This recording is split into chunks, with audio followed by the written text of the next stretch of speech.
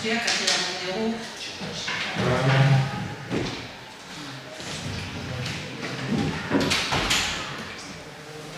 Hasiera eman diogu maiatzeko osoko bilkurari.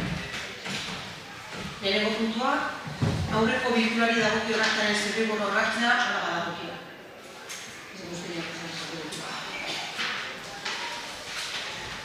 Bigarren puntua, alkatetza dekretuen kontrola. Ez dakit inor badukan zerbait galdetzeko, ekarritzeko.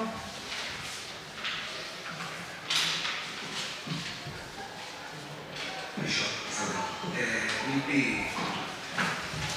egundarrota amasei garren dekretutik €163 udaltzaingoaren bitarteko funtzionarien soldatik buruzko erreklamazioa. Jarriet, egundarrota amaseitik €163, segeo azken biak enuntziatua da osaltzeko udaltzaingoaren bitarteko funtzionarien soldaten parekatzea. Ezberdina da, ala esaldia da ezberdina. Azalduko jasuen hor pixkatzen... Egundarrota amaseitik €163. Lehendabiziko horri aldean, laugarren taulan, laugarrena. Hasi da. Desberdintasuna da, batzuk reklamazioa egin zutela, eta besteak bestearen lanean dago biltzan. Udatzainak dira, reklamazioik egin gabe, parekatu egintzaile soldata gainera kontratzen. Batzuk erreklamatu egin zuten. Eta horien erreklamazioa bat izan, olako egin zan, eta ordaindu zitzaile sortzitzaiena. Horiek ez zuten dagoeneko udalean lanean. Eta ordaindu zitzaile diferentzia hori. Azkenengo biak udalean lanean daude, eta orduan egiten da beraien soldata gainera udatzen ditara. Hori izan ere, bere zalantza hori izan ikusi detelako buruzko reklamazioa, eta gero parekatzeat esan dut. Igual da, egun bereko bazian, baina... Eta bestea, uste komentatu dugula zehose, baina zehazki ez dakit ditzen duen, berreunda da dugarrena, bizikidetza lantzen diru laguntza. Hor ze proiektu aurkeztu da? Bizikidetza lantzena guk egiten dugun bizikidetza batzordea. Hor, Gipuzkoako Foru Aldundiak diru laguntza batzote eskaintzen ditu, gure programa horretan horrek ditugun gauza horien memoria bidaltzen zaie, eta 12.053,40 euroko aurrekontuaren edukularrei finantzatzen du Foru Aldundiak. Eta du, eskaera egin da programa horretan diru laguntza eskatuz. Besterik? Hirugarren puntura pasako da. Onartzea, hala badagokio 2026ko abuztuaren 17 tokiko jai eguna deklaratzea. Datorren urteko Sarrote eguna, 2006ko ez. 2006ko Sarrote eguna igandea da. Eta herriko eguna ezarri behar da, 2026ko egutegia egin ahal izateko, igandea, igandeko jai eguna astelenera pasatzen da, orduan kontu litzateke 17 izenatzea herriko jai egun. Eta horren boskatuako dugu, Oda, 2026an abuztuaren 17 herriko jai egun izenatzearen aldeko boskak, hau batez, onartu den ditu. Laugarren puntua, onartzea, hala badagokio musika eskolako 2025-2026 ikasturterako matrikulazio kuota. Bidali zaizuen dokumentazioa daukazue maiatzaren 8an egin genuen doa musikaleko biderako akta. Eta hor, laugarren puntua matrikulazio kuoten zenbatekoa zehazten zaizuen. 2024-2025 ikasturtean ez da kuoten igoerarik egin, eta 2025-2026 ikasturterako proposatzen igoera egitea. Aurten urtean, udalerriko kasetan ehuneko 5ko igoera, oro bat, ehuneko 5ko igoera proposatu genuen, eta orduan proposamen dela da, ehuneko 5ko igoera planteatzea 2025-2026 ikasturterako musika eskolarako. Tauleta moduzkatzu ez zentzutean prezioak, ez dut guztirakotzen mereziotanik, eta horrekin batera proposatzen dela da, gizarte laguntza jasotzen duten familiei ehuneko 90ko ogaria aplikatzea, Eta familia ugariek, 20%ko ogaria dukate, udaletxeko gainerako beste ekintza batzutan, osatu zen adibidez, eta orduan aplikatzea ogari horiek musika eskolako ikasleen artean horretzak.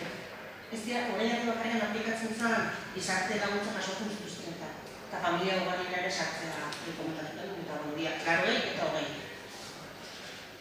Bai? Hora hori buskatu egin bat ditugu, eta gero publikatu gematia buskatu aldizkan etxizare. Beraz, bidaletako taula horretan agertzen den prezio horiek ezartzea Debako musika eskolan, 2025 ikasturterako. Aldeko bozkak? Bale, hau bat ez, onartu abelitu dira.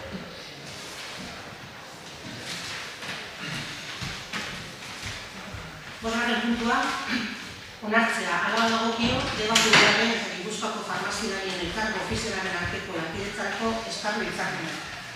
Gogoratzen bali badezu, 2024ko abenduaren 26an, Debako udalak, abenduaren 23an markatu, Debako udalak sinatu zuen Gipuzkoako farmaziarien elkargoarekin etxez-etxeko laguntza jasotzen zuten personentzako farmazietan astilleroak ipintzearen inguruko arautegia eta hori pasatzen hemendik edo onartu genuen. Oraingo honetan, Eudelek farmaziaren elkargoarekin beste akordio bat lortu du.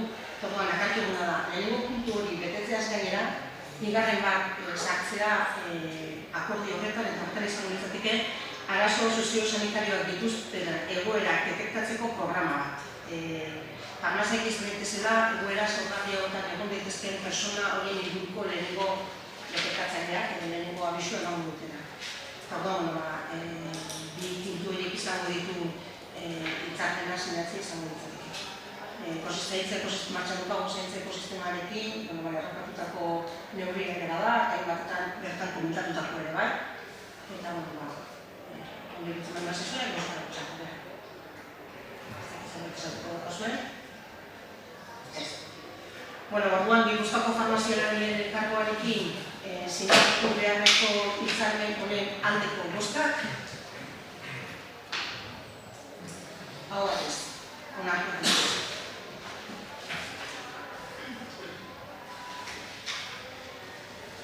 Seigarren puntua, onartzea hala badagokio, Bilduko aurkeztutako bizitegi merkatuko pentsio eremu izendatzeko prozedurari hasiera ematea mozioa. Ginen, zuri emango dizu hitza, mozioa ondiritzen dut bat zizu zeu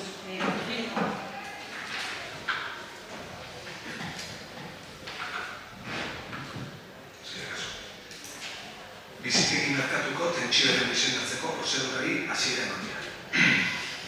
Etxebizitzaren Euskal Behatokiak 2025ko apirilean argitaratutako txostenean maiatzaren 24ko 12/2023 legeak pentsio eremu bat izendatzeko proposatzen dituen adierazleei dagokienez, Euskal Autonomia Erkidegoko udalerriek duten egoera eguneratua jaso du.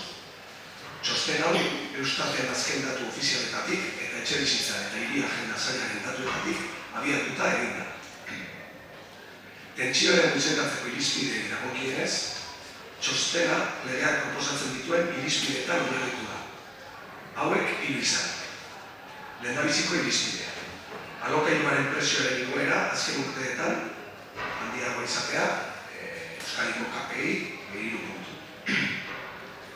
Bataz besteko alokairu errenta udalerriaren arabera eta Euskadiko KPI-a erabili dira adierazle gisa irizpideotan. Bigarren irizpidea. Salerosketaren prezioaren igoera azken 5 urteetan KPI-a 2 puntu baino altuagoa izatea. Udalerri bakoitzeko salerosketen prezioa eta Euskadiko KPI-a erabili dira adierazle gisa. Hirugarren irizpidea. Etxebizitza ordaintzeko ahalegin ekonomikoa handiagoa izatea, 30% baino. Alokairuan dauden familien ahalegin ekonomikoa kalkulatzeko formula honakoa da. Alokairu errenta, oligarikien janztuak, familien diru-sarreren 30% baino altuagoa izatea. Erabilitako adierazleak, familien bataz besteko errenta erabilgarria, udalerriaren arabera, bataz besteko alokairu errenta, udalerriaren arabera, eta etxeko oinarrizko hornikaien gastua. Txostenak horrela jasotzen du Gipuzkoari dagokion atalean. Bat puntu bat irizpidearen bidez, Alokairuaren prezioa igotzea informazioa estatistikoa dagoen azken 5 urteetan, tentsio handiko eremu gisa zerkatuta daude Bergara, Deba, Getaria, Hondarribia, Orio, Zoraluze eta Tolosa udalerriak. Goian azaldutako eta etxebizitzaren euskal behatokiak argitaratutako EAen etxebizitzaren buruzko estatuko legearen 18. artikuluan aurreikusitakoa betetzeko protokoloa bizitegi merkatuko tentsio eremuak izendatzea arautzen duena, kontuan izanik, gure udalerria tentsio eremu izendatu izan dadin prozedura abiatzeko aukera baliatu behar du. Horretarako, Euskal Autonomia Erkidegoan eremu bat bizitegi merkatuko tentsio eremu izendatzeko protokolo proposamena jarraitzea da bide zuzena. Horren bestez, Debako udalak adosten du. Bat, Deba udalerria bizitegi merkatuko tentsio eremu izendatzeko prozedurari hasiera emango diola lehentasunez. Bi, Eusko Jaurlaritzan etxebizitza arloko eskumena duen sailarekin elkarlanean prozedura hasteko honako pausoak emango dituela. Prozedura hasteko eskaera egitea, dagozkion agirekin batera, batetik, eta bigarrenik, Eusko Jaurlaritzan etxebizitza arloko eskumena duen sailari eskatzen duen informazio begilarria helaraztea. Eta hausia proposatu dugu mozioa. Oso da. Isidro orain dela taldeak badu zerbait esateko honen inguruan? Zure taldeak badu zerbait argitzeko honen inguruan, mozioaz gainera, zerbait izan nahi duzu? Ego dugu erronda bat, eta gero guztetara pasako era. Uste esalpenak hemen daudela, zerbait baldin badio zuek, zerbait komentatuko dugu, baina ez daukat zerbait izinik uste dut oso argia dama, eta ez daukala kutsu politikorik oso tekniko dela. Baina ezin dut posten. Guk hitz egin dagoaren aririk zerbait irakurri nahiko duke gobernuaren izenean. Etxebizitzaren gaiaren lanketarekin hilabeteak daramatzagu. Eta maiatzean izan genuen gure herriak tentsionatutako gune izendatua izan zitekeela zirren berria. Une honetan, tentsionatutako gune izateak zer suposatzen duen, egoera horretatik ateratzeko aukerak zein diren, eta zein bide jarraitu beharko genuke aztertu beharrean daude. Bilduren taldeak gaurko osoko bilkurarako mozioa sartu du udalak gure herria gune tentsionatu izateko aurrera pausoak eman ditzan. Hau izan da ordea, gai honen inguruan, Bilduk egin duen lehen proposamena. Ez du horreko astean izandako lurraldetasun batzordean inolako aipamenik egin, eta ez da gaia aztertzea komeni dela adierazten dute. Uste dugu, gune tentsionatu izateak izan ditzakeen ondorioak eta hauen irten bideak lasaitasunez landu behar direla, eta osoko bilkura ez da horretarako gunea, beste bat baizik. Eta hain zuzen hori proposatu diogu Bilduri. Datorren hilean zehar gaia elkarrekin lantzea, eta ekaineko lurraldetasun batzordean irizpena eman ondoren, behar izan ezkero osoko bilkurara ekartzea. Beraz, arrazoi horien medio, udal gobernu honek ezetzkoa emango dio mozioari. Gaiaren garrantziaz jabetuta ordea, hori lantzeko konpromiso osoa adierazten du. Baina argi utzi nahi dut, udal gobernu honen ustetan, udalerri tentsionatua izendatzeko eskaera egitea ala ez egitea, seriotasunez eta arduraz hartu beharreko gaia dela. Tentsionatutako udalerria izatea ez delako etiketa hautsa soilik. Gogora dezagun Debak udalerri tentsionatua izateko dauden 3 baldintzetako bat betetzen duela, eta baldintza hori alokairuen prezioi lotuta dagoela. Kasu honetan, Deba udalerri tentsionatua izendatzeak alokairuko etxebizitzen preziori muga bat jarriko lioke. Orain ados. Baina aldi berean, konpromiso legal garrantzitsuak ekarriko lituzke, bai udalarentzat, baita etxebizitza jabe eta maizterrentzat ere. Eta horrez gain, tentsionatutako gunetik irtetzeko 3 urteko ekintza plan bat aurkeztu beharko genuke. Alokair hori loturiko eskaera eta eskaintza berrorikatu eta egoera horretatik irteteko. Helburu nagusia zuzen hori delako, 3 urteko epeak gune tentsionatutik irtetzea. Gogorarazi behar dut baitere udal gobernu honek eta Bilduren lanketarekin eta lankidetzarekin etxebizitza plan bat garatzen ari dela eta etxebizitza plan horren 3 ardatz estrategiko jasotzen dituela eta horietako bat hain zuzen alokairu hori loturik dagoela bete. Eta hori lotuta azpimarratu behar dut alokairuaren prezio inguan jartzea ere etxebizitza planak jasotzen duen mugarri edo lehentasunetako bat dela. Prezio inguan jartzea baino etxebizitzaren alokairuarekin zer egin dezakegun aztertu eta hori irtenbide bat ematea. Beraz, Debak konponbideak merezten dituzte dutela uste dugu, eta tirabirak ez dira komentarriak gailunetan, hori aurrekoan espirekin itzen dugu uste dugu oso zintzoan eta argian.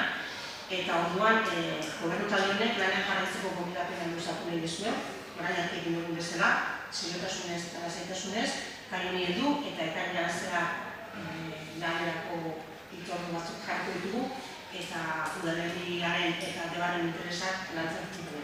Hori da, proposatzen duguna eta ez ezko gozan dugu gaurko gozan. Nik aipatutakoari bi apunte. Egia da, txostena gitaratu zanetik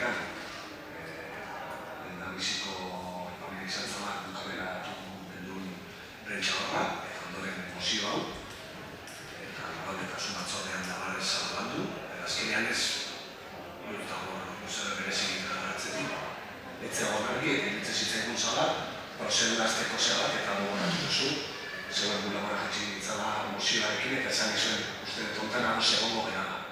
Eta ikusi zenuten ez zela ironia edo txantxalan, bezik eta uste dula akordio batera aldatuko ginean honetan eta gainera esan izuen kendu genula eosen irakurketa, etxe bizitzaren inguruan, gehitu halko genduna baita ere, baina iruditzen zitzaigun honen azala, adostasun bat aiatzea batez ere, aurreko azteko, tono igoera zalata, hori komentatu dugu.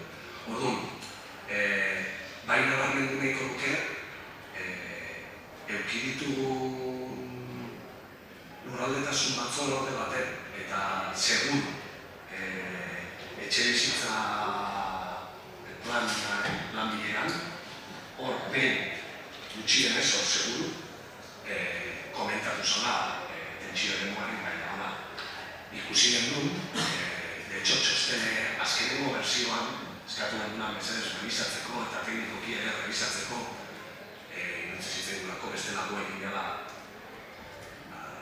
baina teknikoan ezagutzen ez kontu eta zestabaidatzen eskatu dugu hitzea hori zeak tratzezun zaldi baten ez du betetzen eta guk esaten dugu ez du betetzen hori azalduko ikusu ez irizpiderian begiratu dezakegu eta hori komentatu zan hau da tentsio eremuaren gaiaz EH Bildu bai arguratu bada lehenago eta komentatu izan dula bilera horietan hain zuzen.